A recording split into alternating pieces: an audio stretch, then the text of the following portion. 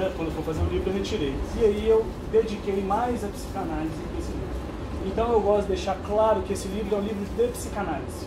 Não é um livro que vai abordar o feminicídio enquanto um conceito cultural, o conceito do direito, não. É um trabalho de psicanálise.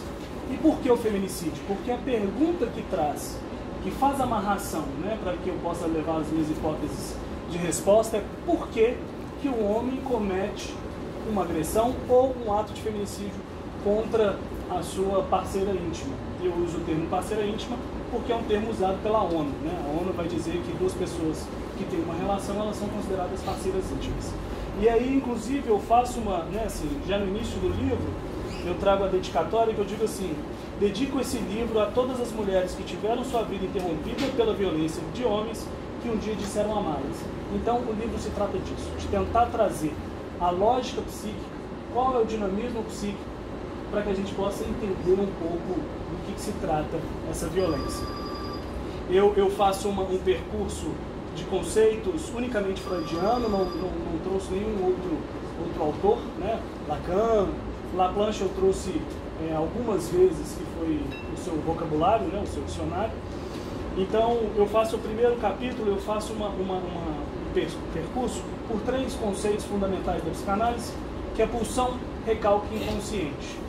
São esses 3 pontos da metapsicologia freudiana. Então eu faço um recorte ali de 1914 a 1917, com os textos de Freud. Então eu faço, eu tento enxugar o máximo possível para tentar trazer aqui para vocês do que se trata esses conceitos, né? Então, no conceito de pulsão, eu falo das 4 características, dos destinos pulsionais e a segunda teoria das pulsões, que é a pulsão de vida e pulsão de morte, em 1920, de Freud, né, do Além do Princípio de Prazer. No recalque, eu falo se o recalque, eu faço uma pergunta, né, se o recalque é um destino pulsional ou se ele é um mecanismo de defesa. Trago o recalque orgânico, que é um recalque no qual Freud vem elucidar, de certo modo, de uma herança filogenética, né? Assim, um recalque orgânico é aquilo que vem da herança da evolução humana. Depois eu vou trazer o recalque orgânico, que é o primeiro recalque, o recalque primeiro, né? como Freud diz. Depois o recalque secundário, o retorno do recalcado e, por fim, eu falo sobre a repressão. Por que eu falo sobre repressão? Porque repressão é um trabalho de cultura, é o que nós fazemos, né? Nós temos todos o nosso aparelho psíquico, todas as defesas e os destinos funcionais do aparelho psíquico, e temos também o envolvimento da cultura. Então eu faço também um certo recorte sobre a repressão, inclusive porque na tradução, né, na tradução do Freud, recalque é traduzido por repressão. Então eu inclusive faço uma certa diferenciação e trago o alemão para poder explicar o porquê que não pode ser traduzido por repressão. Depois eu vou no texto do Freud, o Inconsciente, de 1915, e fico nele por um bom tempo. Que aí eu vou tentar dar uma certa, né, vou chamar inclusive de uma hipótese de um inconsciente. Por que hipótese? Porque naquele momento, é até uma fala do Nasmo, que eu gosto muito, que ele diz assim: o inconsciente só existe para aquele que crê. Para aquela pessoa que não crê, não existe inconsciente. Então, temos aqui o nosso amigo Lucas, que atende pela TCC, e algumas vertentes desconsideram inconsciente. Então, para eles não existe, não tem problema algum. Mas, para a psicanálise freudiana, ela tem ali o inconsciente. O inconsciente é para quem acredita. Então, por isso que eu digo de uma certa hipótese, né? E aí eu pergunto o que é o inconsciente, tentando fazer ali um advogado do inconsciente, né, para justificar a existência dele. Se eu não existe justificar a existência do inconsciente, eu não tenho nem trabalho, né? Eu trabalho com o inconsciente. Depois eu vou falar sobre o ponto de vista tópico, os sentimentos que traz o inconsciente. E por fim, o que há nesse inconsciente, né? Então esse é o primeiro capítulo que eu faço esse movimento para tentar introduzir os principais conceitos, que segundo, né, para mim, os principais conceitos são esses 3, né, pulsão, recalque e o inconsciente. O próprio Freud diz, né, que o recalque, a pulsão é a mitologia da psicanálise, o inconsciente que nasce a psicanálise, o recalque é a pedra angular da psicanálise. Então, a partir daí eu pego esses 3 conceitos. Depois eu vou me preocupar, no segundo capítulo eu vou me preocupar um pouco mais com a questão narcísica e com a construção do eu, tanto no romance familiar, quanto também na construção social. Então, no primeiro ponto, eu conceituo o que é o narcisismo, né? Qual é o conceito do narcisismo do Freud, do texto de 1914. Vou separar o narcisismo primário do secundário, o que é eu ideal e o ideal do eu. E aí eu entro num texto de 1915, que é Luta e Melancolia. Faço um breve comentário sobre Luta e Melancolia, porque exatamente o sujeito comete um feminicídio porque há a possibilidade desse sujeito perder aquele objeto de amor. Então ele não dá conta e não faz luto. Para não fazer luto, ele agride, ele comete um ato de feminicídio, trazendo ali junto a sua lógica de narcisismo. Eu estou falando assim bem por cima para não dar spoiler para vocês lerem, tá? Então vou falar, vocês não vão ler, vai adiantar nada. E aí eu vou tentar trazer também uma leitura, né, uma breve construção do eu, do conceito do eu, Ich, do alemão, em Freud, né, na obra do Freud. Então eu pego de 1914 até 1938 da obra de Freud, assim, bastante texto, para poder tentar fazer essa amarração. E começo com Totem Tabu, né? Um texto interessante, importante, criticado pela classe dos antropólogos, né? Porque não há uma base científica, assim como não há, o inconsciente também não há base científica, e nem por isso deixa de ter o seu fazer, a sua importância. Então eu faço um comentário sobre, um resumo e um comentário sobre Totem Tabu. Aí eu vou me interessar para falar sobre o complexo de Édipo no menino. Por que eu falo no menino? Porque o meu objeto de estudo é o homem que comete o crime de feminicídio contra a mulher. Então não adiantaria eu trazer a ideia do complexo de Édipo na mulher. Não nos interessa no livro, porque o nosso objeto de estudo é outro. Porque se eu fizer todo o caminho que eu fiz pensando no homem e também na construção psíquica da mulher, eu teria outro livro. Então vamos deixar isso para a gente fazer, né? Então, até então, eu dediquei ao complexo de Édipo no menino. A construção social do eu, como que se constitui o eu, né, a partir das suas relações e dinamismo social. Passo então a pegar a obra do Freud, o Eu e o Isso, né, de 1923, e também tento fazer um esgotamento ali desses textos. E por fim, eu dedico ao superior. Então, aqui acaba a parte teórica. Né? Bastante coisa, 116 páginas de parte teórica. E aí eu vou começar a trazer tudo que eu acabei de falar, eu vou ter, né, a minha ideia é tentar pegar tudo, colocar no liquidificador, bater e ver do que dá. E aí deu algumas hipóteses, né? Inclusive o terceiro capítulo chama algumas hipóteses para a compreensão do feminicídio. A primeira, eu vou fazer um resumo do que é a metapsicologia freudiana. No segundo ponto, eu vou falar sobre o retorno da agressão e a simbolização da violência, uma perspectiva da metapsicologia freudiana. E esse retorno da agressão é uma tese que eu tenho e que eu faço uma introdução dela. Né? Eu não entrego ela de mão beijada, porque senão eu não faço doutorado. Então eu faço ali dou um gostinho, assim, né?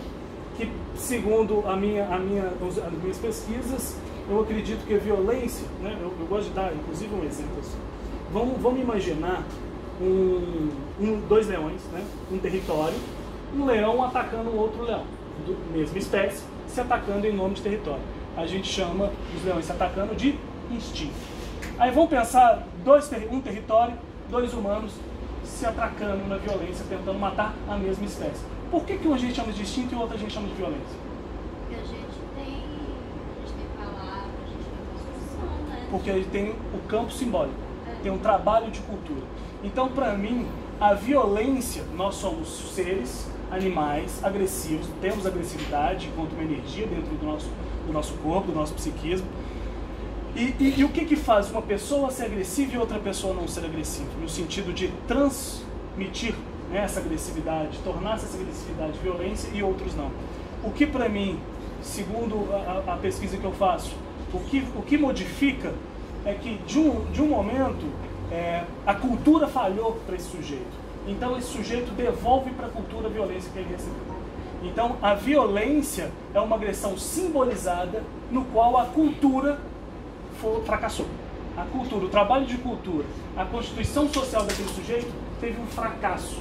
A partir desse fracasso, ele devolve para a cultura, de novo para a cultura. Porque quando eu mato uma pessoa, eu não só mato aquela pessoa, eu mato aquela pessoa social, né? Ou seja, eu devolvo em forma de violência aquele fracasso que eu vivi. Né? Então a gente pode pensar em algumas pessoas né, alguns movimentos que a gente vê na sociedade, como que a violência ela é uma saída funcional para o sujeito e que essa saída é devolvendo não a uma pessoa especificamente, mas também ao social daquele sujeito se amar, né, de qual é o social que ele faz. Então essa eu faço, né, só rapidamente para deixar claro para vocês. Eu acho que eu disse as 4 páginas que eu escrevi, eu acabei de falar. Na terceira hipótese, que eu acredito que aconteça o ato de feminicídio, é a ferida narcísica e o assassinato do próprio eu. Aí, para que eu possa dizer sobre a ferida narcísica, a gente teria que ficar aqui umas 3 horas, né? Então, ferida narcísica é isso. Nós todos somos narcísicos, nós temos uma constituição universal do narcisismo, porém cada um tem ao seu modo, assim como a constituição edípica, todo mundo passa, porém cada um ao seu modo. O narcisismo é da mesma forma. É inata e universal. Inata porque todo mundo tem, e universal porque cada um tem a sua, e também individual. Então, a partir desse momento que nós temos o narcisismo, nós temos investimentos a objetos externos, certo? E quando esse objeto externo, de certo modo, claro que eu vou falar de forma muito simples, esse objeto externo, ele me dá um retorno satisfatório e ele para de me dar esse retorno satisfatório, uma das saídas que o sujeito encontra é então o assassinato, né? Freud vai deixar claro no narcisismo que aquele sujeito que o seu objeto um certo obstáculo para a satisfação do seu próprio narcisismo, ou seja, se o objeto é um obstáculo para a minha satisfação, ele elimina o objeto. Então, o feminicídio é quando a mulher apresenta o feminino ao masculino dizendo não há mais. E o masculino, junto com a sua cultura, sua lógica patriarcal, machista, etc., vai responder em forma de violência. E para finalizar, eu me permito ser muito freudiano nessa quarta hipótese, que é o dinamismo pulsional e o retorno ao objeto perdido do romance familiar. Aí eu pego Freud a cabo e rabo, assim, para dizer que o sujeito no qual comete um feminicídio, ele está retornando ao seu fracasso, né, edípico, né, quando ele passa pelo Édipo, é desamparado pelas funções paternas e maternas, e ali ele diz o quê? Eu cometo um feminicídio contra aquele porque eu não cometi na época que eu estava cotoquinho. Ou seja, no primeiro momento que tive a barra, né, que eu tive a castração, que me foi imposto a impossibilidade do assassinato, do incesto, de toda a proibição de lei, eu então digo o seguinte: eu vou cometer algum crime na próxima vez que esse sujeito que ocupa esse lugar de amor, de amparo, me desamparar, eu cometo um feminicídio. Então, o livro basicamente se trata disso, e aí fiquem à vontade para vocês fazerem perguntas. Já começou. Me deixou beber água.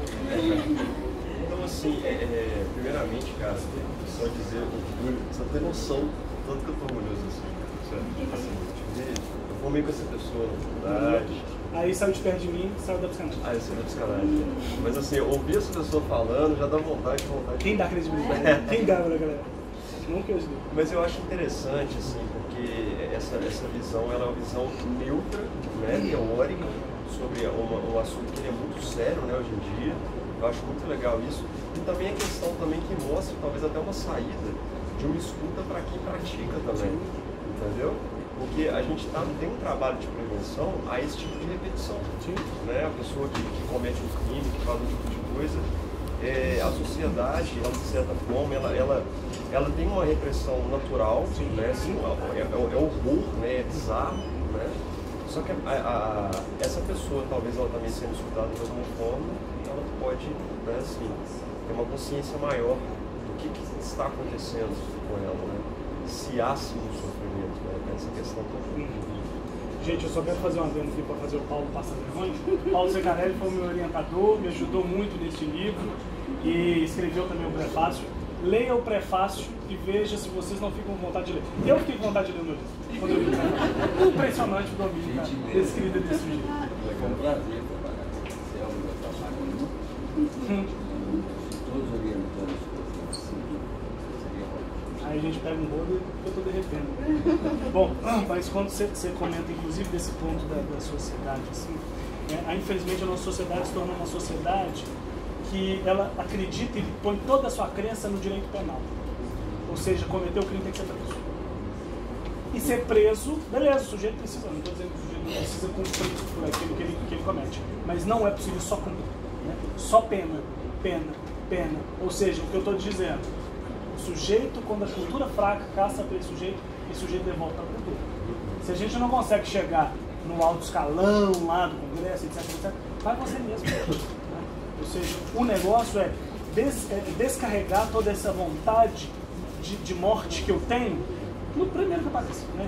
Então, assim, acreditar que a sociedade vai ser salva pela possibilidade unicamente do direito penal é saber que está aí, de fato, apontado para o fracasso. A gente precisa de política pública, de escutar o agressor, de escutar o pedófilo, de escutar todas as desgraceiras da sociedade aí, porque se a gente não intervir, vai continuar, né? A gente precisa dar um outro, ressignificar algumas coisas que surgem desses agressores, né?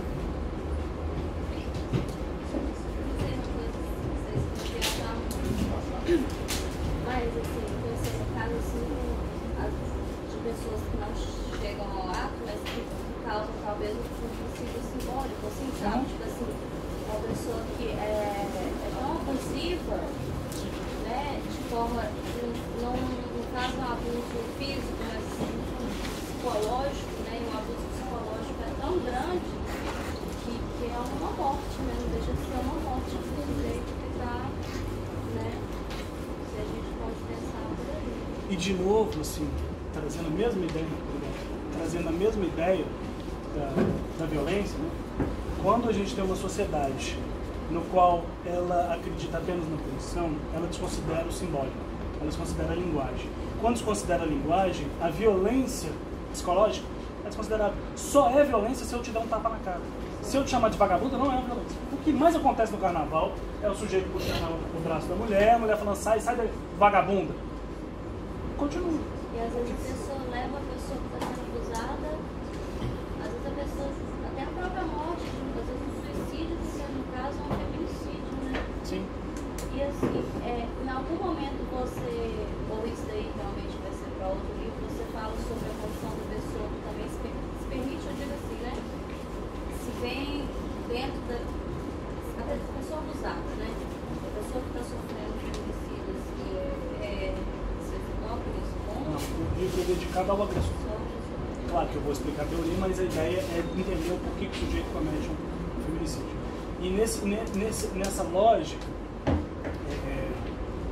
da violência, né, assim, sendo simbólica e ela não é vista, eu tive um paciente no Paralelas, que o Paulo até tem conhecimento, supervisionou lá, que o sujeito ele cometia violências simbólicas. Né, ele xingava porque o que aconteceu foi uma mulher que teve, né, ela traiu o esposo e ficou grávida dessa traição. E aí ele não separou. E a primeira pergunta que eu faço quando ela pergunta, por que você não separou dela? Eu não soube responder. Por quê? Porque manter a agressividade dela, né, assim, agressividade nela, no sentido de eu vou ser agressivo, eu vou continuar. Porque se ele separar, acabou. E aí?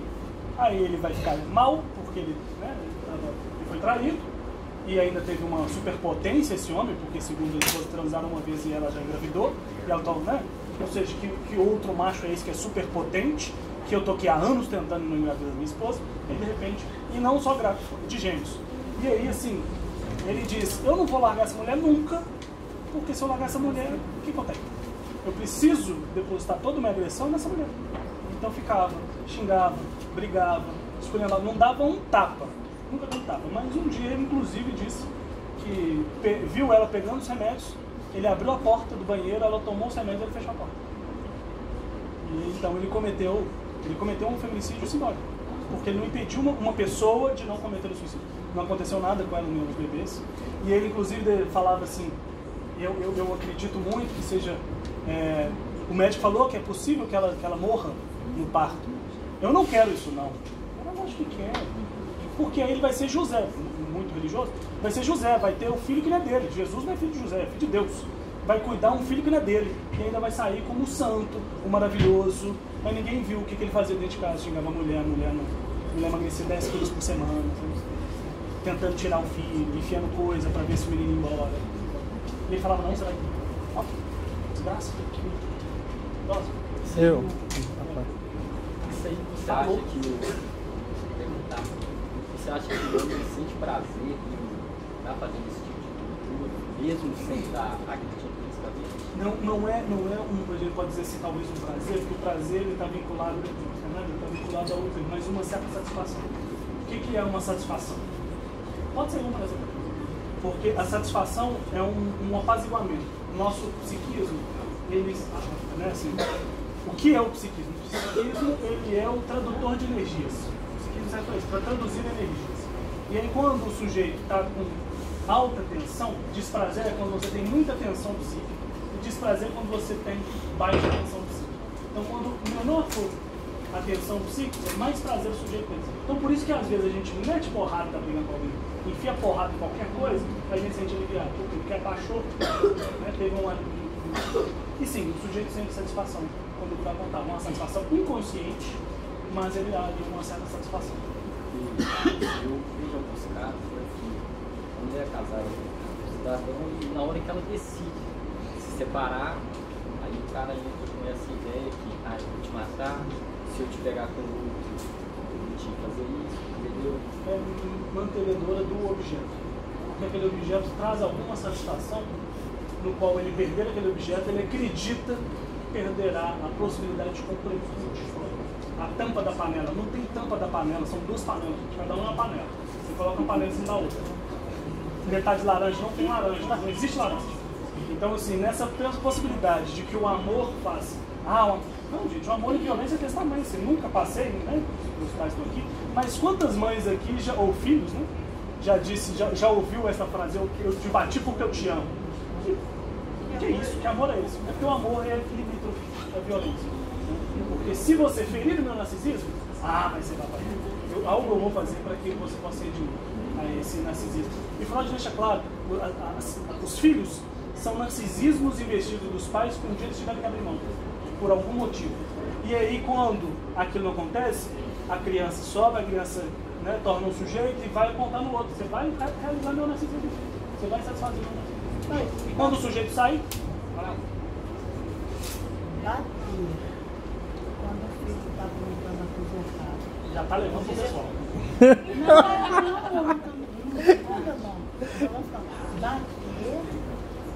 E falar que bateu, está fazendo a coisa errada e é amor. Mas aí não é amor? Não. Fazendo errado para quem? Para você. Para ele. Não, para o outro. Eu sei o que o outro. Não, você não sabe. Ninguém sabe o que o outro é. Eu sei o que eu digo, não o que você escuta. Então, assim, cada um é constituído ao seu modo. Eu, por exemplo, estou tendo uma dificuldade enorme de explicar para minha filha que não pode bater. Ela não pode me bater. Eu falo, não bato em você, porque estão batendo. Ela acha que é engraçado bater. Algum traço, alguma coisa aí manteve esse dinamismo. Alguém? Dinâmica de grupo. Eu estou emocionado e feliz. Parabéns, então. Acho que assim, foi muito nobre você respeitar o seu lugar de fala enquanto homem também e falar do homem. Sim. De algo que toca tanto a mulher. Principalmente num país que a gente tem a nossa maior autoridade hoje dando álibi para ser violento. Né? A gente trazer a fragilidade masculina para a palavra, eu acho que é um serviço à sociedade, principalmente para amenizar o que tem se apresentado. Então, parabéns, fico feliz. E é interessante que Letícia começou a ler a parte, né, a quarta capa, e está escrito mulher, né? Ser mulher. Aí na hora ela parou e falou assim, mas você não é mulher. Eu falei, mas quem escreveu foi uma mulher, né? Vou falar pra vocês, quem escreveu foi a Carla, vai passar vergonha também. Só pra isso, todo mundo é a Carla. E exatamente esse ponto, assim, trazer o lugar do homem, né? Enquanto agressor. Não, nossa, então você está falando que você agride? Lógico, de algum modo eu já agredi alguma mulher de algum modo, né? Seja lá de uma coisa mais banal que a gente acredita que seja lá, tá dirigindo errado é a mulher. Né? Assim, a coisa mais banalzinha que a gente, homem, acredita que seja, né? Se a gente pensar qual que é a primeira imagem que vem à cabeça de vocês quando vocês pensam em mulher e homem das cavernas? Um puxando esse capítulo. Desde que o mundo é mundo, a mulher é violentada. E se a gente levar a violência em si, né? sim. Igual essa, a culpa é de Eva. A culpa é de Eva. Antecipou a minha fala. Mas eu ia falar da Eva. A violência está aí o tempo todo. A culpa foi de Eva. Além da culpa da Eva, nós tivemos uma família, se a gente pensar em Gênesis. Nós tivemos a primeira família. A primeira família houve assassinato, que é Caim matou Abel. Ou seja, não adianta, nós somos seres violentos. Essa é a ideia. Pois é, mas pelo livro, pensando assim, quanto à violência, né, uma violência contra a mulher, o feminicídio, mas, igual você falou, né, no início, contra o feminino. Né? E eu fico pensando sobre a violência, não só com relação à mulher, mas todo aquele ser, né, seres que trazem um pouco do feminino consigo, né? Então, os homossexuais, pessoa trans, tudo aquilo que o feminino acarreta, que não necessariamente é algo da mulher que a gente pensa, né, a priori, um pouco antes de aprofundar no assunto feminino, né? Mas o feminino enquanto aquilo do não compreensível, né? O feminino enquanto essa abordagem, essa violência ao outro, e não só a mulher. Bom, esse ponto, embora o livro trate de uma violência de gênero de mulher, e aí tem o nome de feminicídios, que é o nome que a sociedade, conceito social e jurídico que tem, mas é interessante que eu e o Rafa estamos sentando assim, e eu escutei a minha vida inteira por sentar assim, mais 5 minutos nascer mulher, porque traz uma lógica não masculina.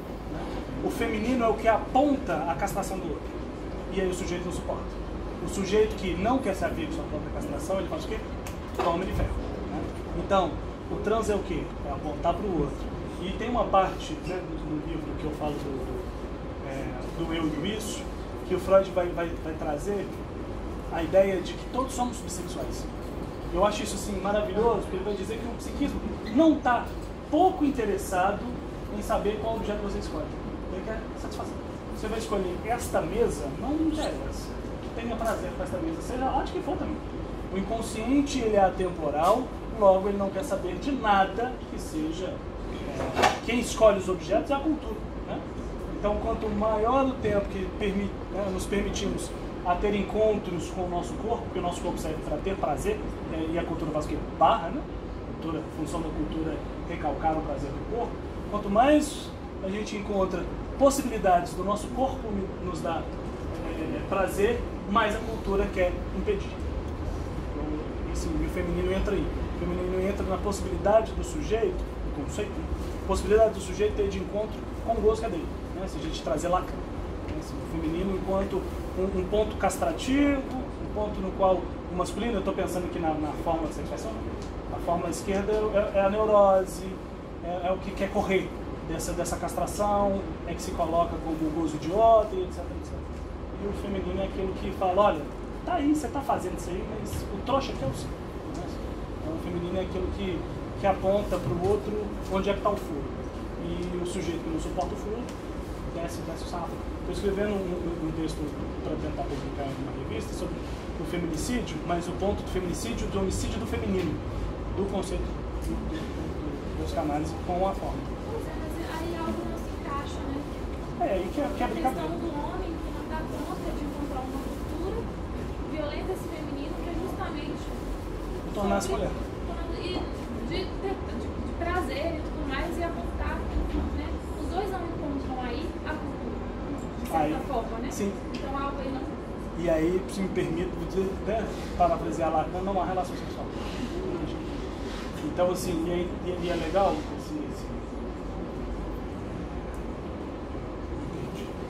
daqui a pouco volto. Foi recalcado. Outro recalque ao vivo.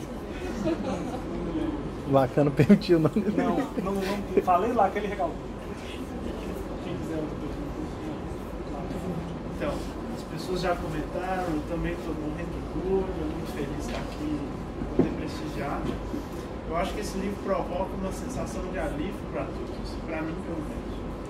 Porque é uma questão tão atual, tão necessária. mas que também demanda tanto desejo pelo saber, de produzir um saber sobre algo que é tão violento. E sustentar esse lugar, assim, eu vou pôr a mão no vespeiro, assim, e eu vou sustentar esse lugar aqui. Então, assim, parabéns, quando eu vejo o livro me dá assim, ainda bem que alguém fez, sabe? É muito legal isso. Outra coisa que eu queria comentar é a sua escolha por tratar disso na neurose. Que eu queria que você falasse um pouco mais dessa escolha, assim, que eu acho muito interessante, que às vezes a gente vê uma psicanálise que provoca uma dialética da limpeza da neurose, né? Da violência para lá e perversão, acabou, né? Não preciso falar disso na neurose. Né? Assim, como se no mundo teórico os neuróticos fossem gracinhas, umas gracinhas e puros. Assim.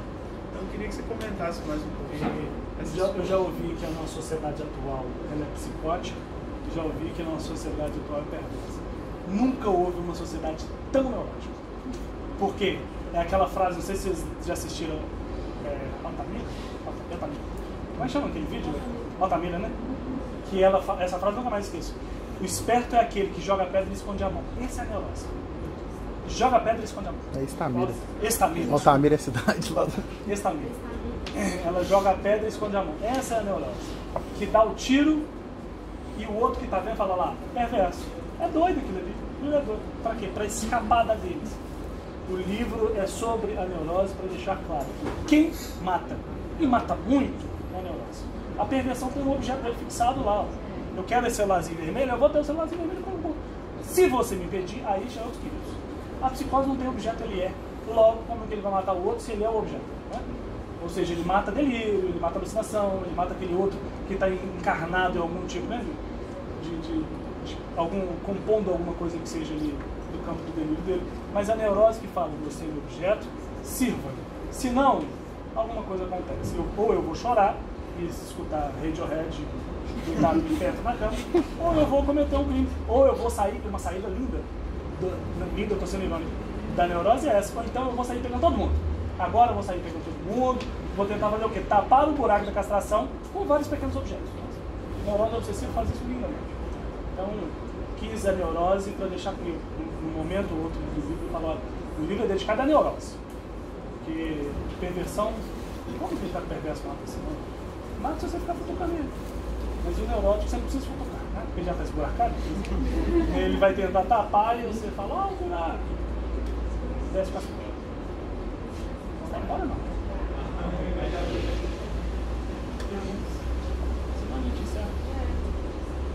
que você diria, não sei se eu fugi muito, mas das pessoas que têm a estrutura, vamos supor, do beisebol, transpassa aí por todas as estruturas, talvez. Tomar um gole. Porque, pelo menos para a psicanálise, eu acredito, ou é ou não é. Não passa, não corre pelo lado. Eu lembro uma vez o Matheus, tá vendo o Matheus Natália lá na casa dele, ele falou assim, alguma estrutura é possível você sair de um campo e ir para o outro. Ele comentava de um colega que era completamente obsessivo e de repente era uma psicose. O laço precário e etc.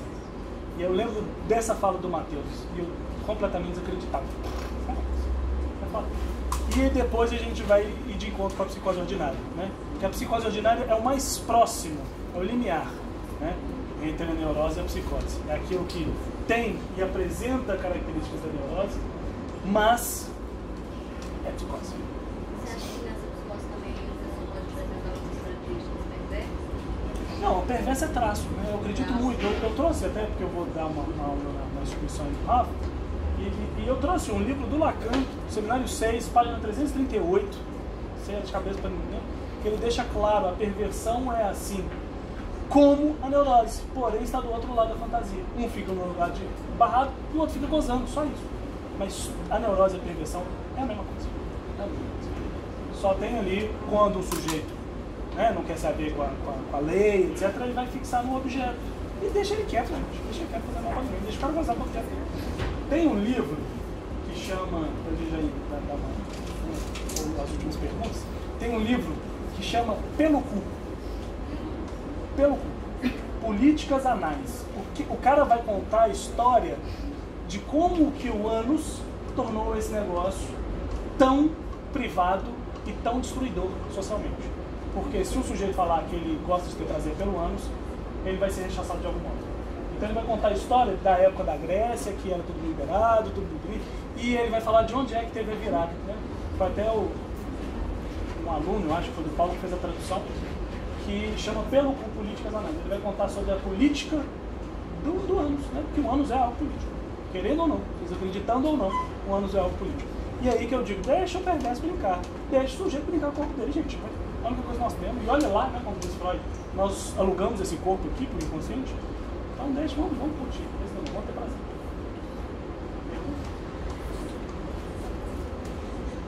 Alexandre? Pergunta? É pra todo mundo olhar pra você.